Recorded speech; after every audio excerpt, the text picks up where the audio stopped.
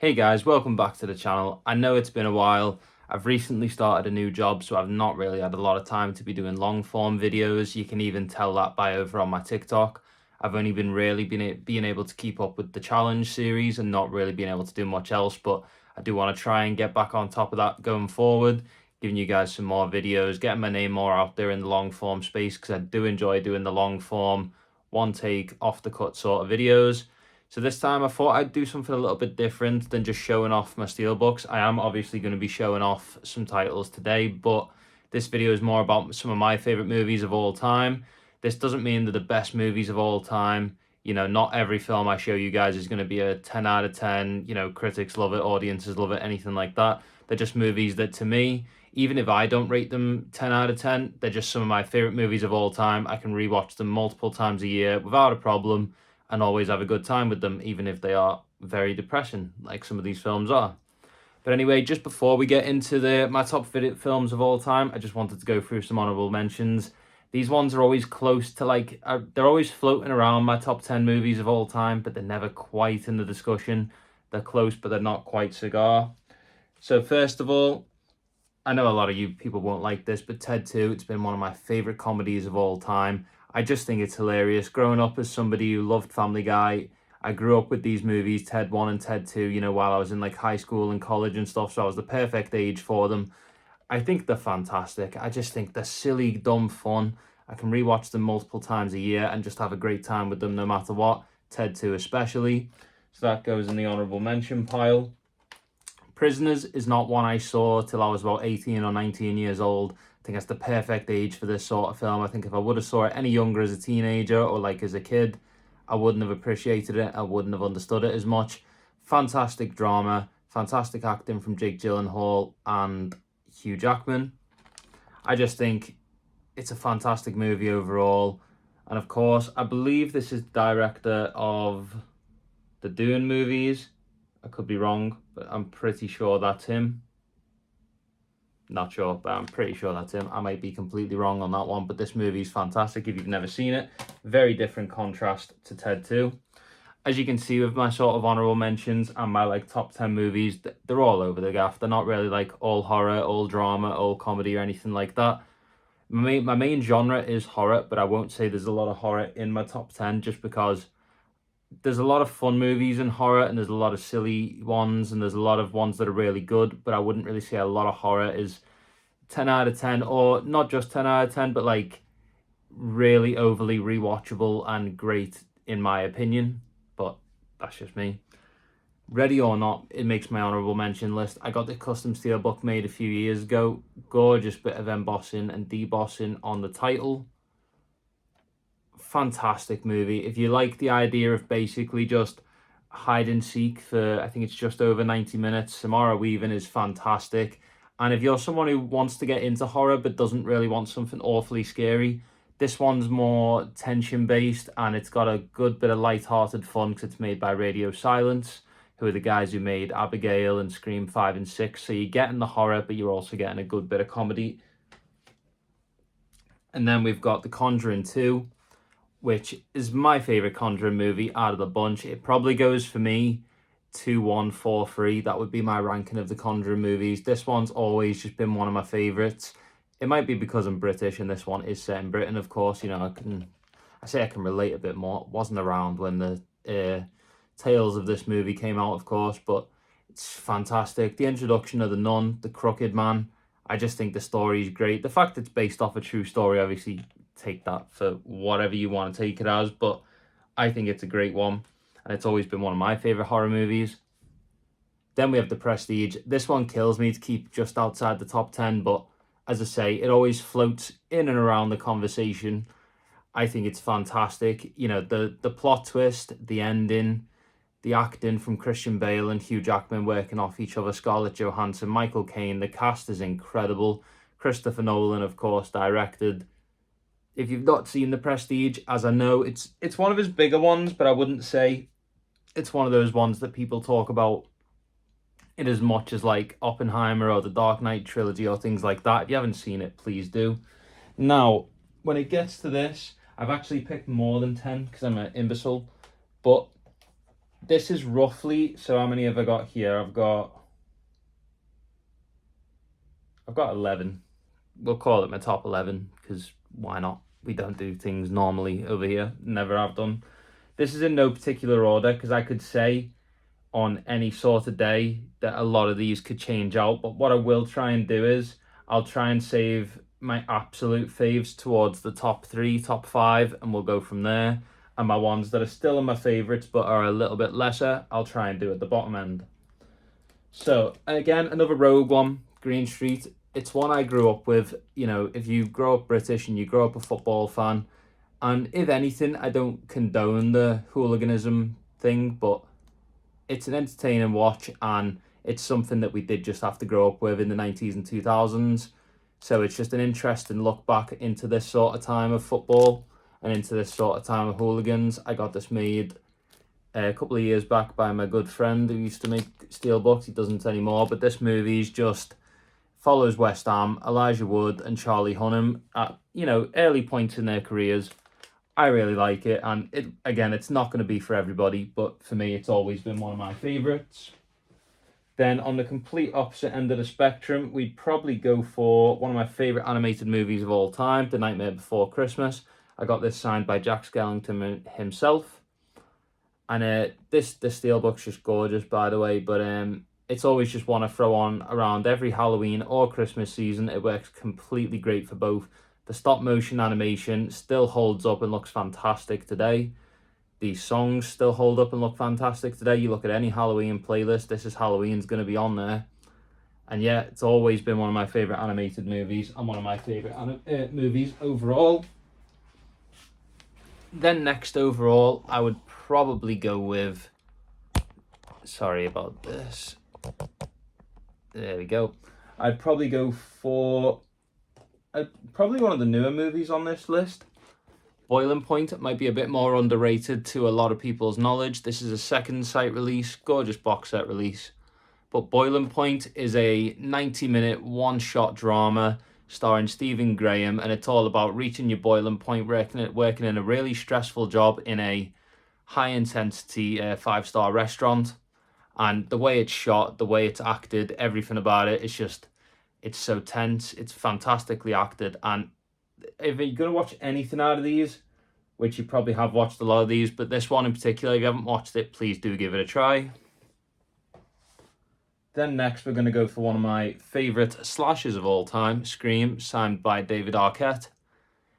There's not really much I can say about Scream. It's one of the staples of the slasher genre, one of the staples of the horror genre, one of the greatest 90s casts ever. I love Matthew Lillard, David Arquette, Courtney Cox. You know, it's just fantastic. And do the sequels all have varying quality? Absolutely. Up until Scream 7, I could have happily said there was not a bad Scream movie in the bunch, but unfortunately they just had to push the luck and ruin it with that one. But this one, if you just loved, I'm sure most people know who the killers are by now, but I won't spoil it just in case, but some of the most iconic killers, the most iconic killer reveals, and just such a fun slasher. It's not just, again, it's another one of those, I wouldn't really say it's scary, but it has some good tension, it has some good acting and some good reveals. So maybe start off with this one if you like horror, but you don't really want the really spooky shit that'll keep you up at night. Now, I need to really make some decisions. I will probably go for one of the basic picks that a lot of people picked, but it's because it's a fantastic movie, Interstellar. What else can I really say about it? Incredible looking Christopher Nolan sci-fi movie. Matthew McConaughey's emotional performance, especially when he's talking to Murph on the ship. I won't really spoil anything else other than that, but it's fantastic. One of my most emotional and favourite scenes of all time. The steelbook, of course, is nice and glossy and gorgeous. As I say, this video is not about the steelbooks, but I just figured something to show you guys while I'm just sitting here waffling. But yeah, fantastic Christopher Nolan movie. I'm sure a lot of people have seen this. Is it long? Absolutely. Is anything Christopher Nolan does under 2 hours, 20 minutes? Absolutely not. But it really packs in a punch on this one. Just the acting throughout, the visuals, the style, the soundtrack, everything about it is incredible. Now we are down to our last six, and this is where I'm probably going to have to start making some hard calls on what I'd actually say is roughly my top five. Again, a lot of these could change on the day. Now, I'd probably go for this one next. Again, growing up British, you've pretty much, most people have seen This Is England. Going, just exploring a time that, as I say, I didn't really like live through or experience or anything, but seeing such a different British experience, and the acting in this one is incredible. I even enjoyed the first season of This Is England. I think it was like 86 or something. Such just well written characters, a well written drama, just so well paced, and just no matter, even though it is quite depressing, no matter how many times I watch it, I always have such a good time with it, and it's just always a great watch. Now we're down to my final five. It's going to be a tough one. As you can tell, I am doing this on the fly because it does change most of the year round anyway. I'd say my rough number five at this current moment in time is probably The Shawshank Redemption. I watched this only a couple of days ago, so it's nice and fresh in my mind. Just the characters in this are so well written. The script, the drama, I love a prison movie forefront. You know, usually it's like a prison break movie, but I just love a prison movie. This one's quite plain on the artwork, but it's nice and simple, gets the job done. But this one, just the acting between the two leads, you know, you got Tim Robbins and Morgan Freeman just acting off each other, doing such a good job. All the side characters, you know, I think his name's Clancy Brown, something like that. The main prison guard in this is fantastic. He does a lot of voice acting in a lot of like DC and like Marvel projects as well. I know him quite well. But just this one is incredible. It's on IMDb's top 250 for a reason. It's been 5 stars ever since I've seen it, and I saw this movie back when I was about 13 or 14 years old for the first time. I think that was a perfect age to see this sort of movie, and every time I've watched it ever since, you know, the older I get, the more I appreciate it, and it's never dropped a rating. I've never had any issues with it, and I just think it's a perfect film. Now, one you'll call very questionable, and definitely not as good as Shawshank, is Meet the Robinsons. As I said, this list is not particularly every 10 out of 10 I've ever watched. This is my personal favourite movies of all time. Meet the Robinsons is a movie I saw at probably like 10 or 11 years old, you know, perfect age for it. And I've just loved it ever since. It's just, I love the emotions in it. I loved all the characters, you know, they're all so different and quirky. And I like the you know, the half past, half future, very time travel aspect to Meet the Robinsons as well. It's really short. It comes in, I think, at like 90, maybe 100 minutes, something like that. Gorgeous steelbook, by the way. One I got many years ago. Mine does have a little bit of damage, but it still looks gorgeous nonetheless. But just the characters, the interactions, the script, the emotions. It's always just been one that's got to me. You know, the ending still gets to me, even at this age, and I've saw this movie for over 10 years now, and it's just fantastic. I know a lot of people don't rate it, and a lot of people don't even like to admit that it exists in Disney's lineup, but one of my most underrated Disney picks, and one I will always recommend for anybody to give a rewatch or at least watch it for the first time. Obviously, it might not hit the same now as it did for me back then, but Meet the Robinsons just always been up there for me, and I absolutely love it. Now we get down into the bread and butter of it. These are probably some of my most rewatched movies of all time. And number 3, I'd probably go for this one. I'd probably go for Catch Me If You Can. This movie I will always put on if I've had a bad day, or I'm in a, you know, I'm struggling in life and I'm having a bit of a rough period. This movie always makes me laugh. It makes me cry. It makes me just have a good time.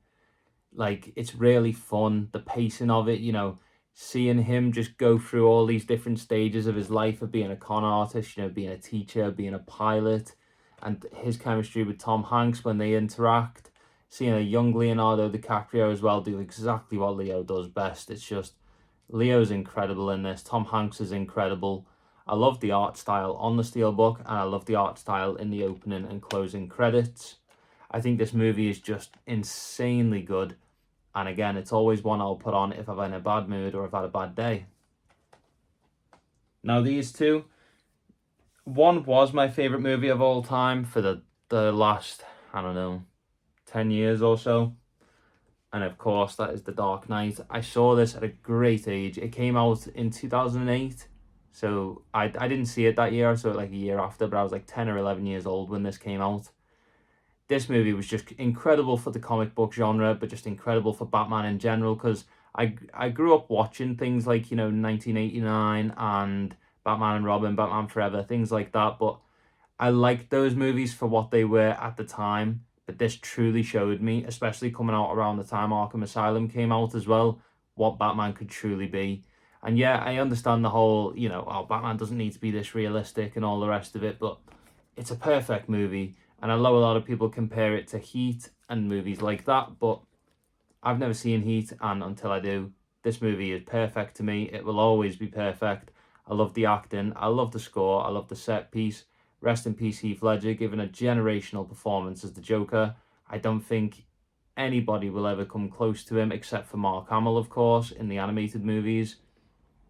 But yeah, just my favourite movie of all time up until about 10 years ago. And this movie, I can safely say, is my definitive number one of all time. 2 to 10 always changes, but number one has been the same for me since I saw it back in, I can't even remember, 2021? That's Last Night in Soho. A lot of people might think I'm absolutely mental for this, but Last Night in Soho has been my favourite movie since I saw it in cinemas. The first week it came out, I saw the trailer for it, I thought it looked interesting. Didn't really know nothing about it, I just knew it was Edgar Wright, and at the time, I loved Hot Fuzz, Shaun of the Dead. Wasn't always crazy on The World's End, but I thought it was solid. Recently seeing him do The Running Man and stuff, he's done some good work since, but Last Night in Soho, I think, is his creme de la creme. I think the two leading performances by Anya Taylor-Joy and I forget the other girl's name, it's something Mackenzie, are absolutely fantastic. They work off each other so well.